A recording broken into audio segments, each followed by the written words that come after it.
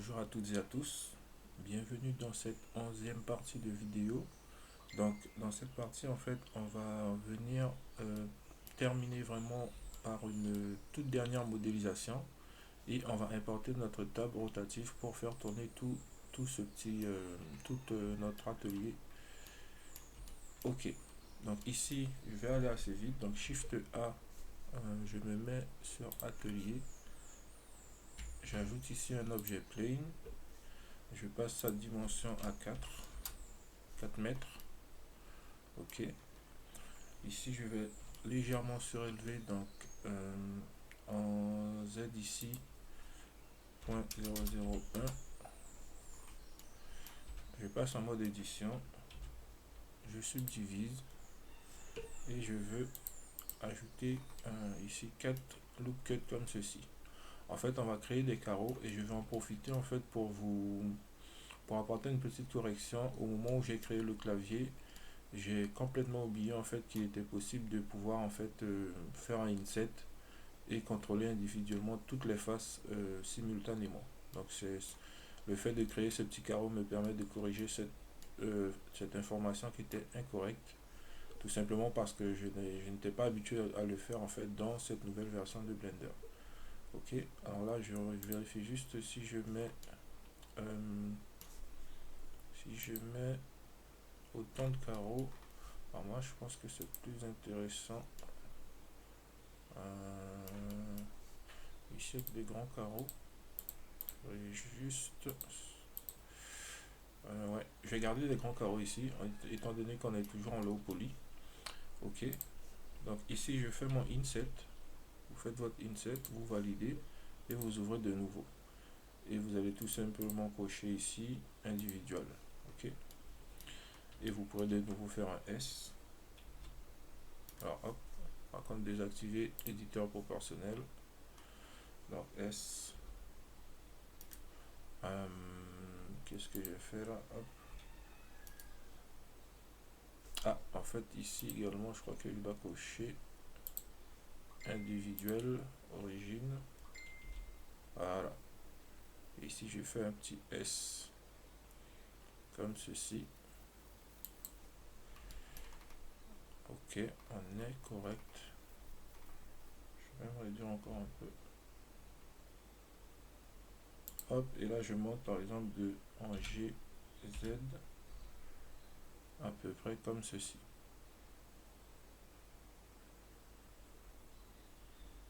Ok, ici je viens assigner deux couleurs. Donc la première couleur, je vais prendre le chrome, le blanc glossy.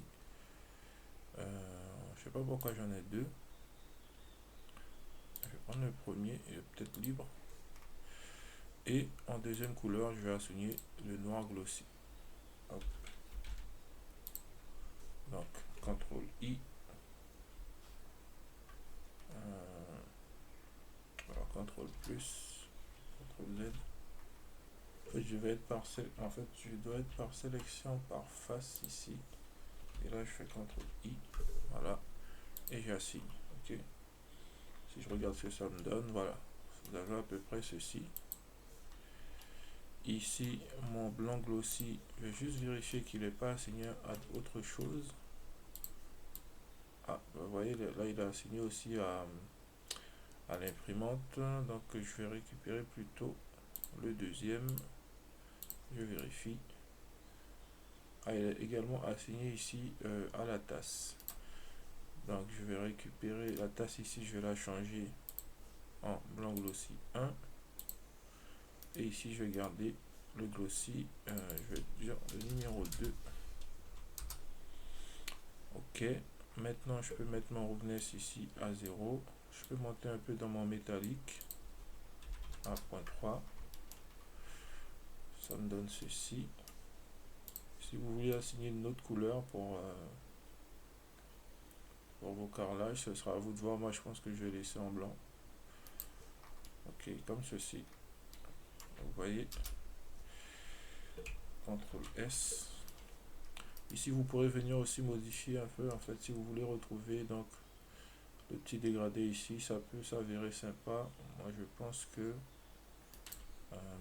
je regarde, je réfléchis encore en fait. pour le rendu. Je vais laisser comme ça pour l'instant. Et mon carrelage aussi, n'oublie pas peut-être de le rendre encore plus brillant, donc plus blanc ou plus sombre. Je sais pas qu'est-ce qui rend le mieux. Hop.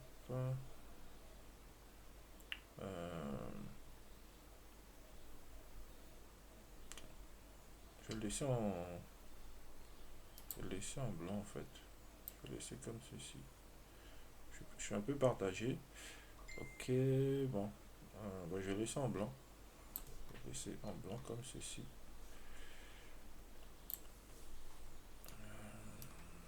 Ok. Ok. On sauvegarde tout ça. On va maintenant aller récupérer notre plateau tournant. Donc F4. Je fais append. Et en fait, vous allez tout simplement le récupérer dans le fichier zip. Donc pour vous, il sera dans le fichier zip, vous le dézipperez. Moi, je le récupère, je sais déjà en fait fait le cheminement. En fait, là, je suis dans le fichier donc Tabrig. Hop, je récupère donc ici dans la collection et donc je vais récupérer hop ici. Donc il apparaît ici. Je peux fermer ici le tout, si je voulais, et je sélectionne ensuite le rig. Je peux le redimensionner puisqu'il n'est pas encore parenté. Enfin, le bâtiment n'est pas encore parenté. Pour bien le voir en fait. Voilà. Ici, je fais apparaître de nouveau mon objet empty. Je sauvegarde. Je parente l'objet empty pour rig. Donc CTRL P, bones. Et maintenant, je peux masquer mon empty. Extra, voilà. Hop. Et là, j'ouvre mon volet de propriété pour accéder donc ici aux paramètres. Alors si je lance mon animation, vous pourrez voir que ça va tourner très vite. Alors on a encore oublié quelque chose. Ici j'ai pas parenté mon carrelage à mon objet empty ici. CTRL P, empty. Et aussi envoyer mon carrelage dans, alors il est déjà dans atelier, donc c'est très bien. Si je masque l'atelier, voilà. Ok. Alors ici je suis aussi venu créer en fait quelques d'autres collections, donc ça vous savez faire, hein. Je n'ai pas besoin de vous donner de le refaire avec vous. Donc c'est tout simplement pour pouvoir tout séparer, donc étagères, meubles, etc. Ok. Booléen, on peut masquer. Hop. Ok, donc cette fois-ci on est bon. Extra ici. Donc ici, on va venir configurer donc la rotation. On peut masquer les flèches ici. La vitesse de rotation, donc par défaut, donc vous voyez, j'ai importé, je suis à 250 frames. Donc de 0 à 250, il fera une rotation de 360. Et là ici, nous on veut quelque chose d'assez qui prend son temps en fait. Donc vous passez une valeur ici de 0, ici de 1000, et vous répercutez tout simplement ici. Donc ici je mets à 1000. Et maintenant si je vérifie, donc frame 0, je suis à cette position. Frame 1000, je suis toujours à la même position. Si je lance mon animation, voilà ce que ça nous donne. Hop, vous voyez, on a vraiment quelque chose qui tourne lentement, tranquillement. Donc pour notre rendu, ce sera vraiment parfait.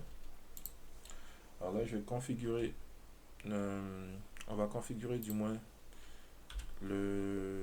notre le fichier de destination, donc pour recevoir en fait nos rendus d'image.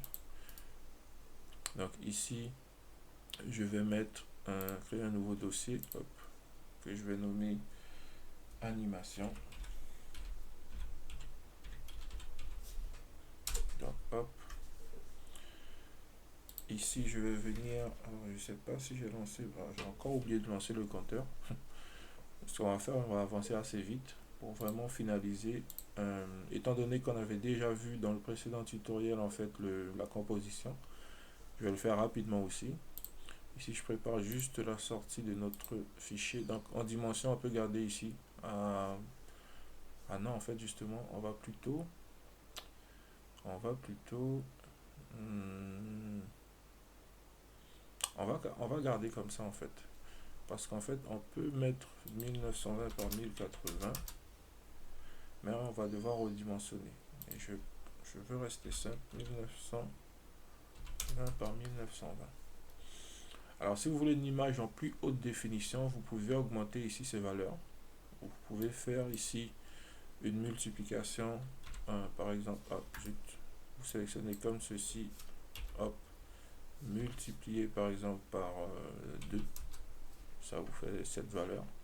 Là, si je lance un rendu, c'est vraiment juste pour vous montrer en fait. J'aurai une image beaucoup plus nette puisque mon image est plus grande, vous voyez. Mais bien sûr, en fonction des performances de votre machine, vous aurez quelque chose de plus ou moins bonne qualité. Moi d'ailleurs, je pense que je vais garder à cette taille. Parce que là, on a vraiment quelque chose d'extrêmement net. Ouais. Pour moi, rendu, je pense que je vais garder dans cette dimension. Peut-être, je réfléchis. Bon, je vais peut-être revenir. Hop. Je vais remettre du 1920. Ça m'évitera de perdre un peu trop de temps. Ici, vous pouvez aussi indiquer le nombre de frames. Alors, vous voyez en fait l'animation ici, si je la lance, vous voyez ce que ça me donne. Si j'augmente ma framerate ici, je passe à 60. J'ai une image beaucoup plus lisse, mais qui paraît également plus rapide. En général, j'aime bien faire des rendus à 30 images par seconde. C'est relativement correct. Ok. Donc les frames représentent le nombre d'images traitées par seconde. Donc en output, on va indiquer le dossier qu'on a créé sur le bureau. Si j'arrive à le retrouver. Donc animation ici, ok. Accepter. Ici, on indique qu'on veut sortir non pas une vidéo directement, mais des images, une séquence d'animation. Donc PNG. On touche à rien, on peut laisser tous ces paramètres comme ceci. Et là, on peut se remettre donc au début de notre animation. On sauvegarde. Ici, on va juste venir faire donc notre petite composition rapidement. Donc, compositeur. Je relance un rendu juste pour avoir quelque chose en fait. Hop, voilà. J'annule. Je vais afficher mes nœuds et il me crée ça tout de suite. Ici, je vais en fait pour cette... je vais pas utiliser un autre fond, je vais garder celui-ci. Le petit fond bleu elle est relativement bien. Ici, je vais juste rajouter ici un color, color balance ici. Ici, je vais rajouter le splitter, split blue. En fait, quand on ajoute le split view, on n'a plus forcément besoin en fait d'ajouter. Ça, c'est aussi une erreur que j'avais faite. On n'a pas besoin d'ajouter un autre viewer. Hop, zut. Hop. Donc S en X0. Hop. On clique sur le viewer ici. On affiche notre backdrop. Et là, on vient piocher ici pour avoir l'image sans traitement. Ok. Alors là, je peux mettre en plein écran. Pour que vous puissiez bien voir ce qui se passe. Donc V pour dézoomer sur l'image de fond. Ok. Ici, je vais rajouter tout simplement un petit filtre. Et je vais chercher mon... je crois que c'est le pré-width. Je vais le connecter là. Je passe à point 1.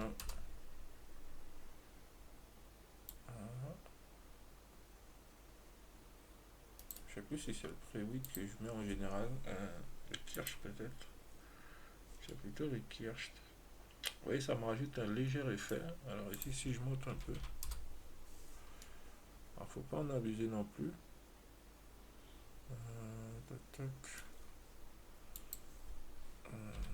Point 1. À point 1, je trouve que c'est correct.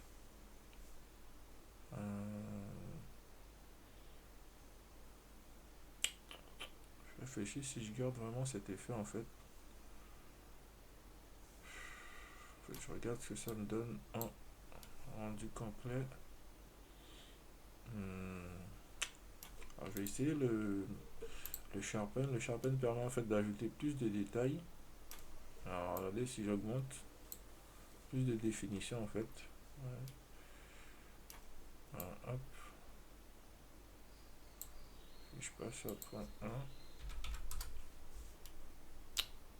Tac, tac, tac. Point 0,5.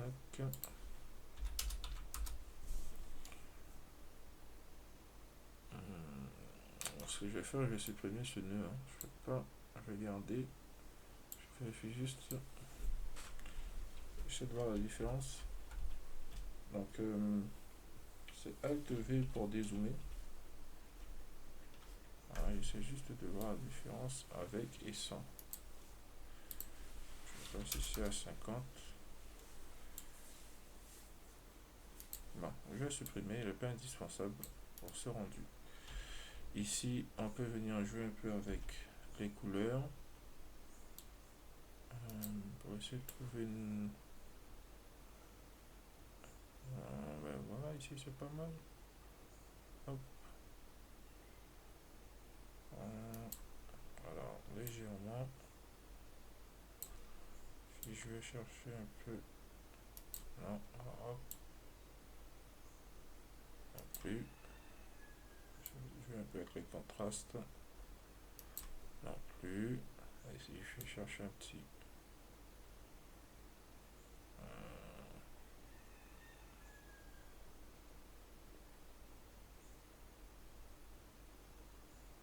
Hop. J'ai une couleur plus chaleureuse. Si j'ai... Hop.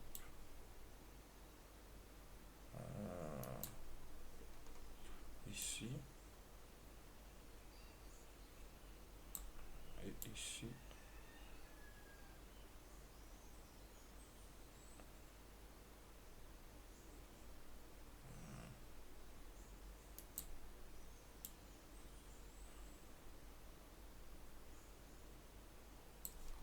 Ici on est pas mal. On est pas mal, mais on est un tout petit peu trop. Alors, juste vérifier. Hop. Je regarde ce que ça me donne.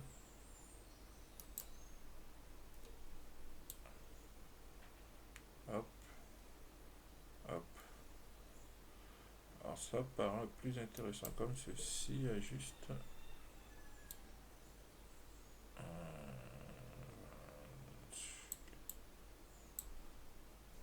ici, je sais pas si je vais vers du bleu également.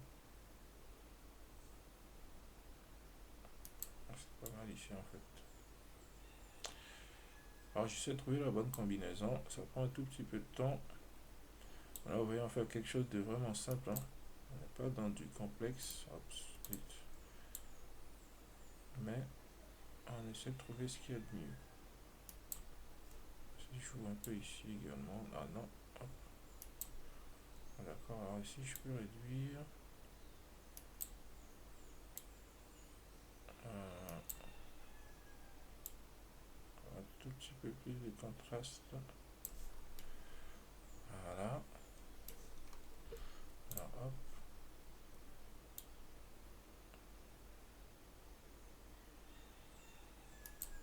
Ok, on va dire qu'on est à peu près bon ici. Ici. Ok. Je suis pas satisfait à 100% de ce truc.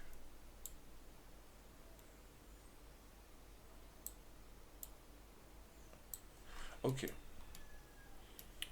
On va juste, vraiment, mais vraiment juste faire ça. Comme composition. On regarde ce que ça nous donne avant et après. Donc après, ce sera à vous de voir. Ah, je pense que c'est déjà mieux ici. Hop. Voilà. Je vais garder ici. Ok. La composition terminée. On est vraiment dans du quelque chose de vraiment très très simple. On peut afficher de nouveau notre barre de temps. On a tout réglé ici. Donc, vous êtes prêt pour lancer le rendu de votre séquence d'animation. Alors, bien sûr, moi, je vais le faire hors écran et on se retrouve dans la prochaine vidéo pour passer donc à la partie composition vidéo dans laquelle je vous montrerai en fait comment ajouter une bande sonore donc à votre rendu. Je vous remercie d'avoir suivi cette vidéo et je vous dis à très bientôt pour la suite et fin.